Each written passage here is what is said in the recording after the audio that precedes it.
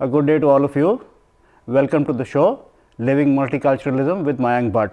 You are watching TAG TV. The program is brought to you by Canadian Thinkers Forum. Today we have with us Mehdi Rezania, who is a musician now based in Toronto, but originally hailing from Tehran. He plays the string instrument called the Santur, which is not unique to his culture, but is known across different geographical segments, especially in Asia, I believe also in Europe. We will talk to him about what it means to be a musician living and working in a multicultural environment that Toronto provides to all of us. Welcome, Mehdi. Thank you. Glad to So, I want to begin by asking you, what is the Santur? Santur is in the hammer dulcimer type family of instruments. It's a string instruments which you strike the strings with two wooden pallets, and as you mentioned, it was created in Central Asia. The oldest document we have from it is from Babel, today's Iraq, but there are other versions of it in India, in China, and in Europe. In Persian music, it's right for the past 150 years, it's been one of the most distinguished instruments of Persian classical music. When did you start learning? I started at age 13 and my hometown. It was a hobby till I came to Canada and took music seriously. Did you come from a background, did you have a family in music, or is it just something that you wanted to do? No, actually, yeah. I didn't have any musician in my family, but my father was a very good patron of classical music, and he had a large collection of music. So I sometimes listened to those music. It was played while I was growing up, so I became unknowingly influenced by it. And at the point, I listened to one tape of a Santur player, which inspired me, and I asked my parents to send me to a school so I could learn this instrument. And who was your first teacher? My first teacher at my hometown was Mr. Nourouzi, who passed away a couple of years ago. In South Asia, we have, especially in India, we have this very intricate relationship between a teacher and a student. Would you also have that kind of relationship in your culture when you learn music, especially? Yes, I think it's a general idea in the Eastern countries, in Asian countries, that you have to, especially in the advanced period, you have to learn the music or arts, well, music mostly, orally. So you have to sit down with a master, a guru or ustad, and then learn those details. And that's, when I came here, I found that it's not just limited to our culture. In West, they also have a similar version of it, which they call master classes. When students go to master classes, they already have learned the basic, and they have actually learned the intermediate and passed it already. So for details, they go to the master classes, which is what we do in our culture. You came here and then you did a full-fledged education in music Right. at the York University. I want you to describe what you did and how the experience was. It was interesting actually, because I didn't know that I could become a music student at York. I thought that I had to play a Western instrument such as piano or violin to get the admission. My first program was psychology, and my parents wanted me to be a doctor. But During the first 2 years, I went to the Faculty of Music and asked them if I can take some courses. There were some courses that were open for non-majors, and I started taking some courses, and then I asked the professors if I could take more serious courses specific to the major, like the courses which were limited to music majors. They saw my work and they saw my other courses, and they let me to take few of them. My marks were good, and finally they told me that you can get an admission in music faculty.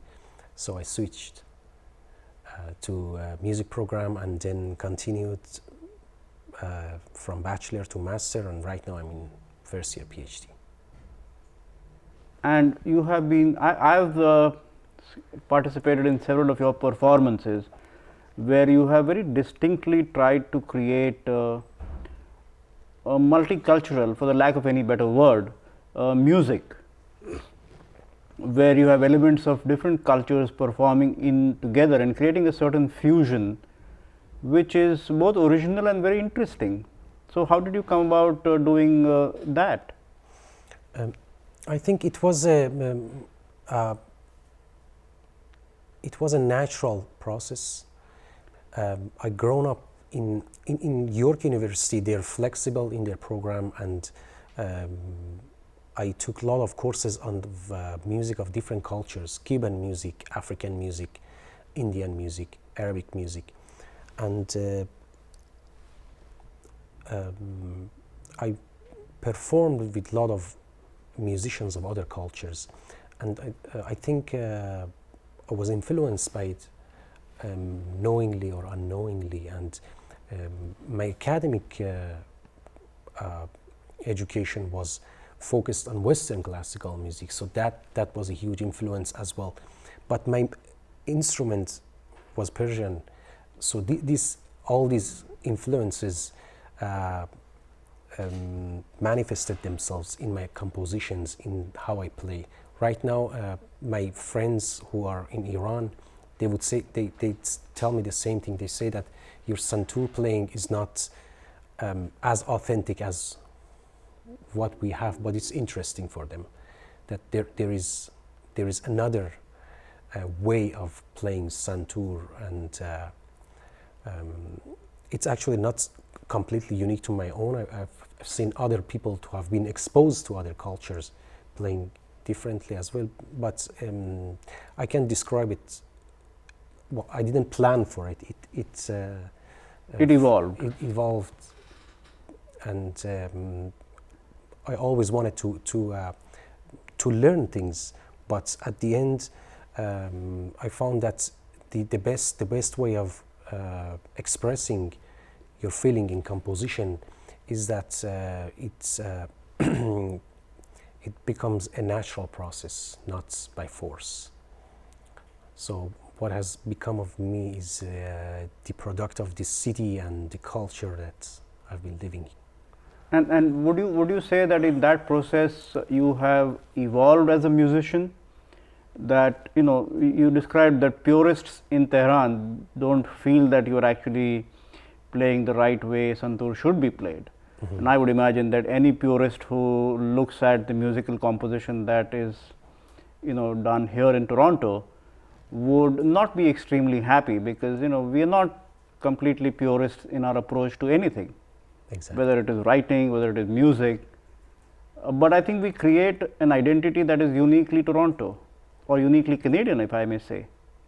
How do you react to that, that aspect of multiculturalism?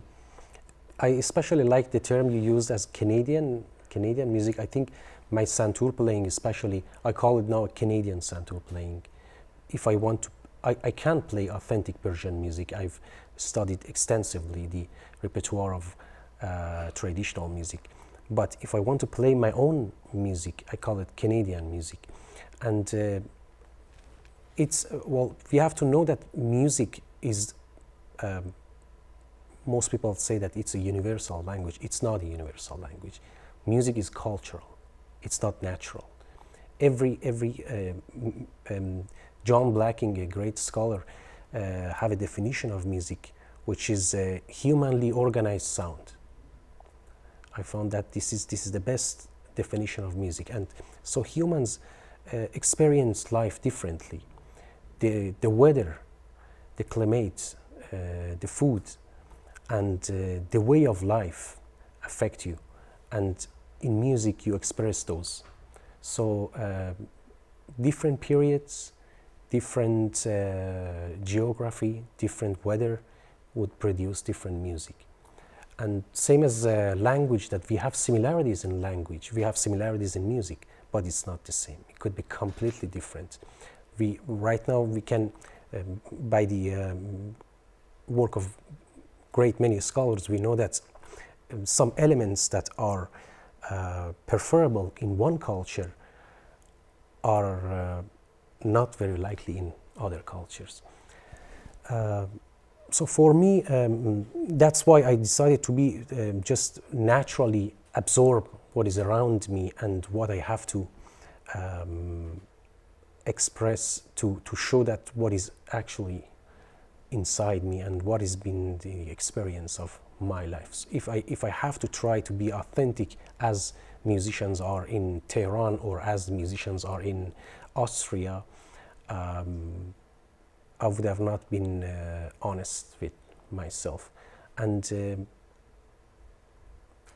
overall, I don't think there is a standard value to purity versus fusion or anything else. I think the value of arts is based on workmanship and honest expression of the creator.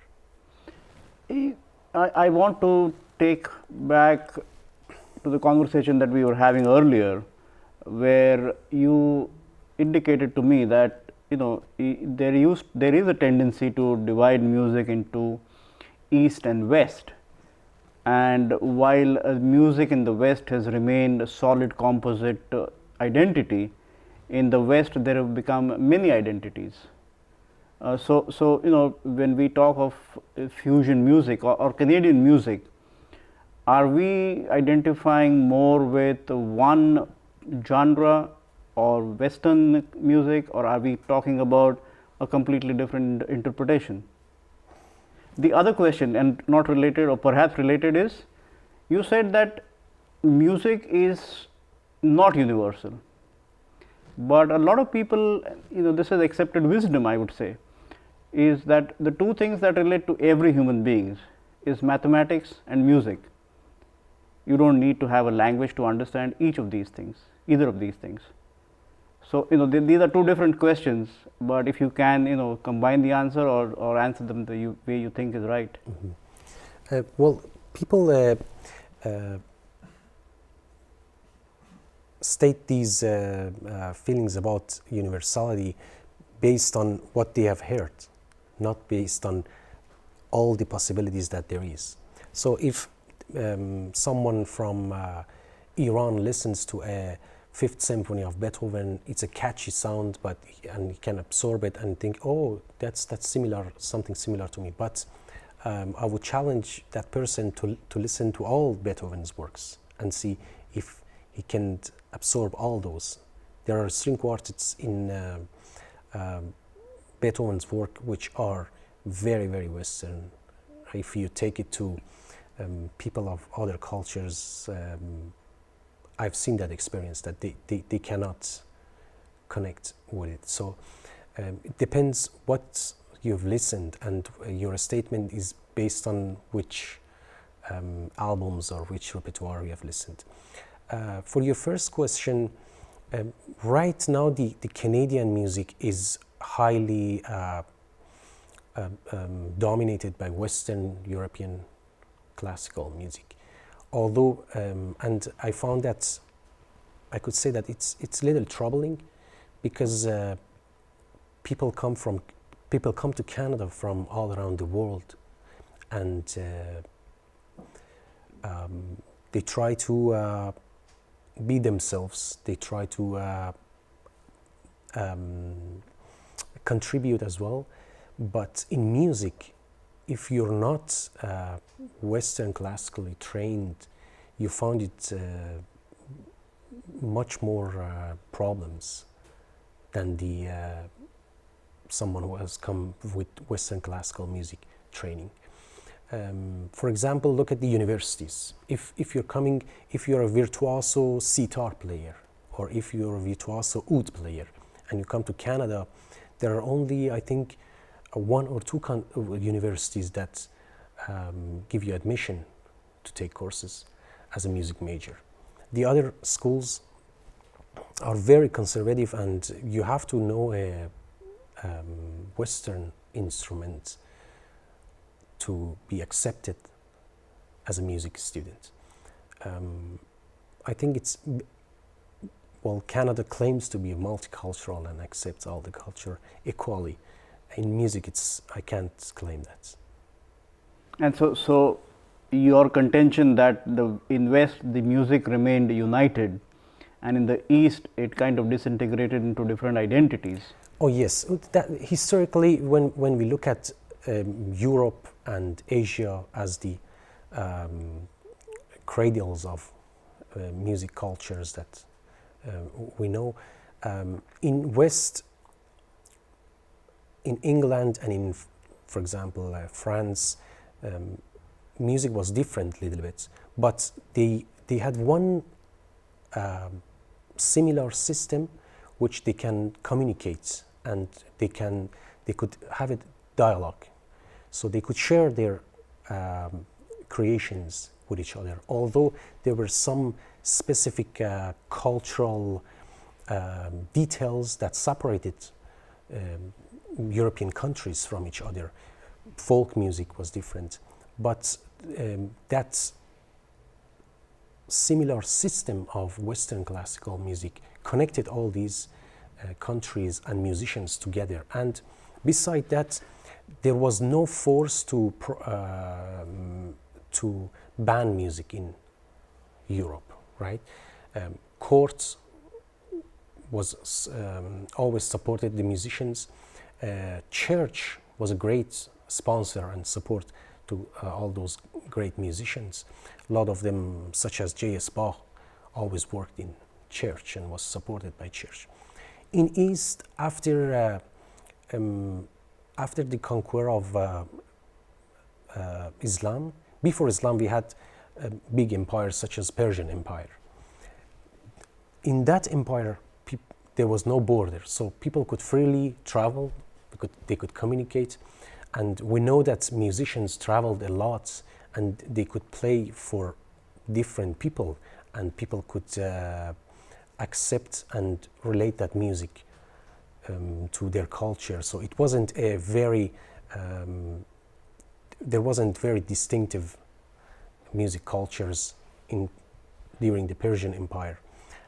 Then after the Islam, during the Abbasid era, where we had a big Islamic empire, same thing happened.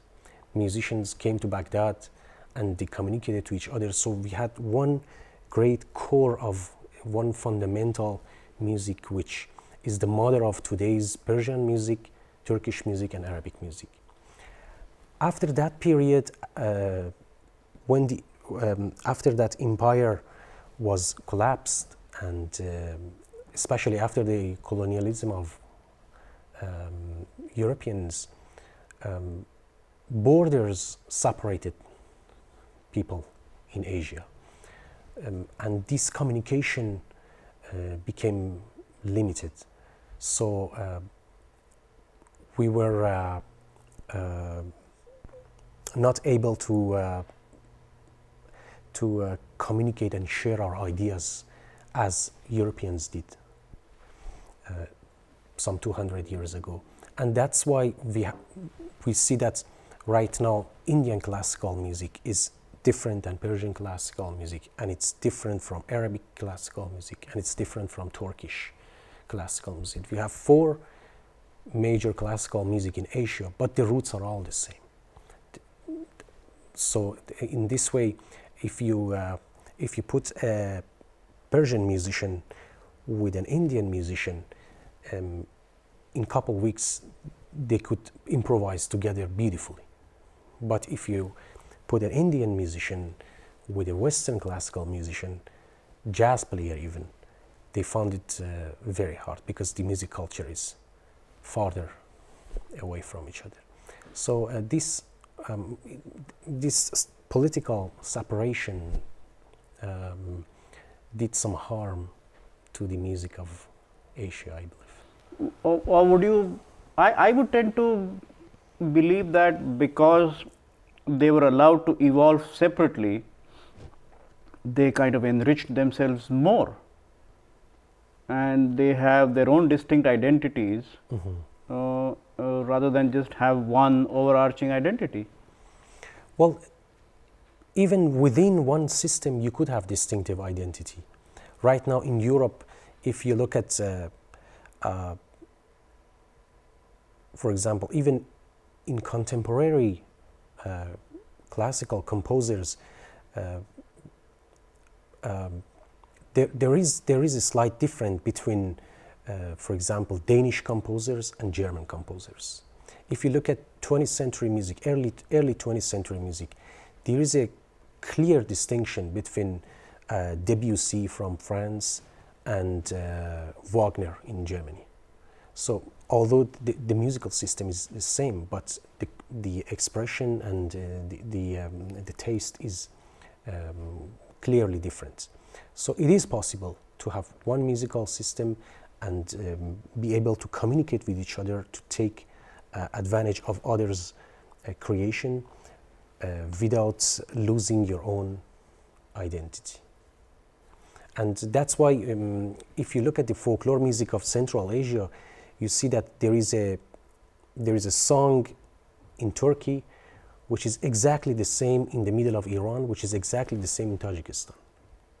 So the musicians have traveled and they're playing the same tune, but the language is the same, different. In Turkey they have a Turkish language, in Iran they have a Persian lyric, and for example in Tajikistan they have a slightly different version of lyric, but the tune is the same. That's what exactly happened to music, because musicians traveled a lot and people traveled a lot. Well, you look at the Silk Road, you see a lot of similarities in that geography, but somehow, somewhere, it was broken. And right now, it's not that easy for us to communicate, and a Persian musician to an Indian musician, it's not that easy to communicate as it is between a Danish and a German. Because the grammar of the music is different? The system is different. Yes. You have to learn the system, and it takes quite some time. I also want to touch upon, you made a very important point that the church supported Western music and made it very robust for a long period of time, till it was able to stand on its own feet. But my understanding is that devotional music has always been an integral part of Eastern culture. So, did religious establishments in different parts of the Eastern world not support music? All through the history, whenever a court or a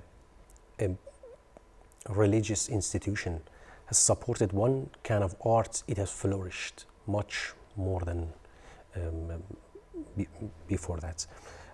In Europe, you see the constant support of church and courts of music, but in Asia, especially in Iran, which I and in I would say Iran mostly. In the past 400 years, especially during the Safavid era, where the Shia clerics were more powerful, the support of courts to the music diminished more, because most of the clerics, I would say, not all, but most of them were not, didn't have a good vision of music products. And people were musical, right? People sang and people practiced music, but because there was not a good support for great musicians to just focus on their art and be more creative, you see that there was not a big development as it was during the same period in Europe. But the experience in South Asia, especially during the Mughal Empire, was actually quite different, because under the Mughal dynasties, music flourished and Indian classical music evolved, taking on a lot of Islamic influences. Right. So that's a different case in South Asia. In Iran, during Safavid, actually a lot of artists, poets, musicians migrated to India, right? So I would say that it was a better chance for them. Some of them migrated to Ottoman Empire because there was not a very good atmosphere for artists, not only musicians, poets and writers as well, to practice their art freely, and there was not a good support so they could focus on it. In about 150 years to 200 years ago in Iran, the court started to pay a lot of attention to music and have a great ensemble in the courts. And today's classical music is a product of that period, actually, mostly. Mehdi, thank you very much once again. I invite you to talk about your group and how it was formed and what do you do. Thanks very much for having me in TAG TV. It was an honor and pleasure to be here. My group is called Barbad. We've been working since 2004, and most of the program we do is cross-cultural, combination of Persian classical with Western classical and with other Eastern music culture. Our coming performance is called Tehran, from Tehran to Toronto, which will be performed on November 29th in Paria Trillium Foundation, which is in Markham, 344 John Street. It's my collaboration with two other composers. One composer is from Tehran and hasn't been in Toronto. One composer is in Toronto and have never seen Tehran. And I've been trained in both cities. So, and all of us are from same generation, and all of us have postgraduate degrees in music, and all of us have composed for one ensemble, which is a string quartet. So I was interested to express this idea to audience, to how they would see three composers coming from different music background and how they express themselves within a single instrumentation. Thank you, Mehdi, for the interview. I now request you to perform a few compositions of your own of Santur. Friends, we have been watching Mehdi Rezania talk about Santur and music in general, about living and performing in a multicultural society. You are watching Living Multiculturalism with Mayank Bhatt on TAG TV. The program is brought to you by Canadian Thinkers Forum. Thank you very much for being with us. Once again, let me remind you, this is a program that is yours, both in terms of what we show you and what we intend to. Please keep writing. We want to have your views. We want to know who you want seen on this program, and we look forward to your suggestions every week. Thank you once again.